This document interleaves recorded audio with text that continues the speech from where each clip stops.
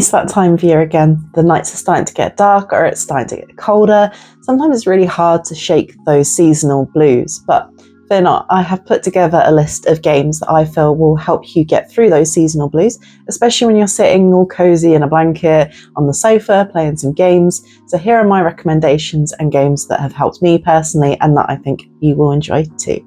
So my first pick is A Short Hike. Now, A Short Hike is a beautiful little indie game. It is on my mind constantly, even though I played it years ago, and I am definitely going to replay it this year. It's very autumnal feeling. It's a bit more platformy. There's little exploration elements to it. There's various little details in it that are very cute to interact with. They're animals that are kind of like humans. And it's just a really lovely little story. It's not got any kind of dramatic things in it. It's just about exploring and about going around the island and about making it to the top of a mountain. You kind of progress and learn new skills that allow you to get to the next part of the mountain. And it's just such a lovely, sweet little story. Like I said, it's very cozy. The music is very relaxing and it only takes about 2 hours to complete as well. But it's definitely got a lot of replayability. You will want to go back and replay this game. It's an absolutely lovely little gem of a game and I can't recommend it enough.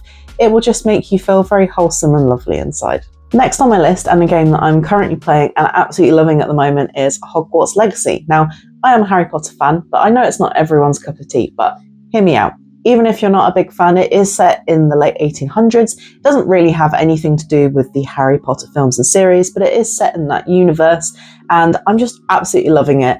Now, as a fan, I'm really loving walking around Hogwarts Castle. It's been recreated in the most beautiful way ever. Hogsmeade's Village is absolutely beautiful as well. I can't stop screenshotting and recording the game. It's really, really stunning game. I love going around on the broom and flying around. It's just got so many lovely little details. You can interact with all the different shops and see like magic happening all around you. And it's just a very cozy feeling game as well. The story itself, I'm not too bothered about the story. It kind of feels like it's more of an excuse to make the game, if that makes sense, and to have the universe on a game. But to be honest, I don't mind that whatsoever. So many different side quests to do and there's lots of little collectibles in the game, and it's just a really, really cozy game when you don't really feel like progressing the story and doing too much. There's so much to keep you occupied and just a good excuse to explore the world. And I feel like that's kind of what I like about this game. It's just very cozy. You just feel like you're playing it. You're not really in a rush to finish it. I'm just enjoying it. And I get a really nice cozy feeling from it. And you can also see the seasons changing as you're playing it. So at the moment I'm in winter, but I have just gone through autumn, which was beautifully recreated in the world as well. And yeah, it just feels like a really lovely game to just pass some time by. Like I said, I don't feel rushed. I don't feel like I have to pay loads and loads of attention to it. So when I'm not feeling particularly invested in a story or anything, it's just a really good game to pass the time by. And that's one of the reasons that I love this game so much, and that I think it's a really good one for the seasonal blues, because it has got that cozy feeling too. Now, my next game is a little bit of a wild card, but again, hear me out. Like a Dragon, Infinite Wealth. Now, what's cozy about this game, you might think? Well, if you've ever played a Yakuza game, you will know that they are pretty insane at times. They can be incredibly silly, despite the fact that they have some very dramatic, gritty, crime, thrillery, mystery things going on in the background with the main story. The actual side quests and the mini games are very silly, very light-hearted, and just kind of a little bit wholesome at times as well. And Like a Dragon, Infinite Wealth is no different. In fact, I would say it's one of the biggest games of the series. I spent about 70 hours playing it, and a lot of that was just spent playing all the mini games and side quests. Now, this game in particular is set in Hawaii, which I feel like is one of the reasons it's a good play, because it's full of sunshine. Now, not only is it full of sunshine because it is set in Hawaii, so you get all of the fun little cultural things of Hawaii and all the food and all the details there, you also have the very sunny disposition of Ichiban, the main character himself. He's very silly, very wholesome, and he just brings a smile to your face because of the kind of person he is in the game too. Now with the mini games, again, so many to do. There is an island one that's kind of essentially like Animal Crossing, but in Yakuza. You get to set up this island and set it up and try and get your ranking up so people come and visit it. You can just spend so many hours playing this game, whittling the hours away, and there were so many times that I was laughing and smiling at the game, and yeah, it just brought a big smile to my face, and I enjoyed every minute of playing this game. Very similar to Hogwarts Legacy, where I didn't want to rush through. I was just enjoying playing it, exploring the world, and just, yeah, really getting to know the characters and the world, and yeah, just thoroughly exploring it and taking my time with the story. My next game is It Takes Two. Now, It Takes Two is a couch co-op game, so you will need to play it with someone else. I don't think there's an online way to play as a multiplayer, but find anyone you can to play this game with, because you absolutely must play this game. It's such a great little game. The thing that I loved most about this game was you basically get shrunk down to these mini little people. You play as a husband and wife.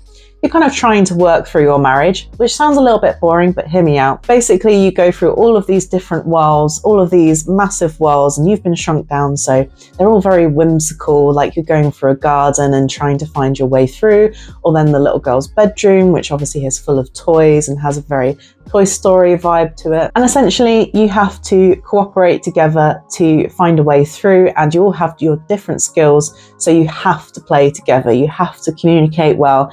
And that might sound frustrating, but it's done so well, and the gameplay is so great that it really is such a fun game to play. Even people who are not massive gamers will love this game. There's something really whimsical to it. It really makes you feel like you're a child again playing this game. It's got so many little fun elements to it. There's lots of little things you can interact with that didn't need to be there, but the creators have put them there for you to sort of play and interact with the world. There's just so many lovely little details to it. It really did make me feel like a kid playing again, and that's kind of why I think this is a really great game to hit those seasonal blues, because it will just bring a smile to your face. There's so much silliness to it with a lot of the characters that you meet along the way. Even stuff like being inside of a snow globe and exploring that world, or riding on a mini train along a toy railway. Just so many things that were so beautifully done. You have so much fun playing this with a friend, partner, or even a family member. Like I said, I know it's a co-op game, which might put some people off, but if you can find someone to play this with, I cannot recommend this enough. Now, I couldn't not mention another one of my favourite series, which is Kirby. Now, one game that I really would recommend is Kirby and the Forgotten Land. Now, this is a really good starting point if you've never played a Kirby game as well. You don't need to have played any previous Kirby games, jump straight into this one. And this one is quite different to a lot of the traditional Kirby games, but it still has all of the lovely charm that all of the Kirby games have too. But this one is set, instead of being a 2D side-scrolling platform, it's more of a top-down diagonal 3D platformer kind of exploration game. There is so much detail to it. It's such a fun little world that they've created. It's got all of the charm that all of the other Kirby games have, with some extra added content in it. So for example, you can turn into different objects. So instead of just getting power-ups, you can also turn into other objects like a vending machine or a car, and you can race around in the car.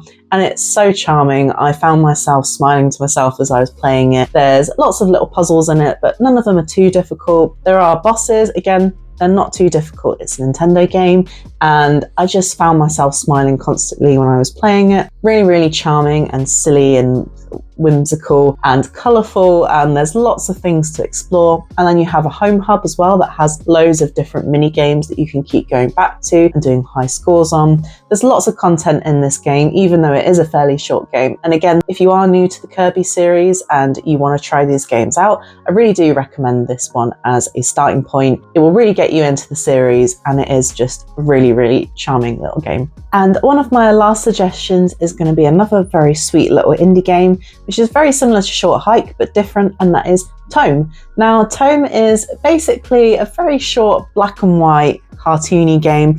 It reminds me of a Short Hike because you've got those animal-like characters. It's very different in the way it plays and the art style. Now, it's completely black and white, which might sound, well, that's not going to beat my seasonal blues if it's not colourful, but it makes up for the lack of colour in huge amounts of personality. Now, with this game, you explore the worlds through your camera. So you take photos of things, and there's kind of like a puzzle element to it. But again, it's really not hard at all, but it's got really satisfying gameplay where you basically have to explore and find new things through your camera lens and taking photos, and sort of you have various different quests, and there's lots of collectibles as well, but it's just done in such a charming little way, and it's such a cozy little game to play, and it's got so much character to it. The art style is lovely. It's got a very sort of hand-drawn look to it. It's really, really lovely. You've got the music as well, which is very relaxing, very calming, and it's just nice to sort of cozy up with your Switch and just be playing that when it's cold outside. It's got lots of sort of seasonal looks to it. Even though you haven't got the colours, it definitely has a very autumnal look to it. Yeah, the world's just so lovely to explore. It's got a lot of detail to it, a lot of things that you can find, and it's a nice one to platinum as well, so it's got a very satisfying collectible element to it. So again, if you don't want a game that's got a massive story that you have to really pay attention to, it's a nice one to just sort of pick up and play for a couple of hours, and it's only about 3-4 hours to complete. So again, you can get through it really quickly, and it's just such a lovely, charming little game to play. So those are my top game suggestions to beat your seasonal blues. Let me know down in the comments what you think of my suggestions. Have you played those games? Do you agree? But also leave your own suggestions as well, because I'm sure everyone in the comments will love to hear your suggestions, and maybe even suggest some that I should play as well. Thank you for watching the video. Don't forget to find me on socials and follow me there. In the meantime, thank you so much for watching, and hope to see you in the next video. Bye.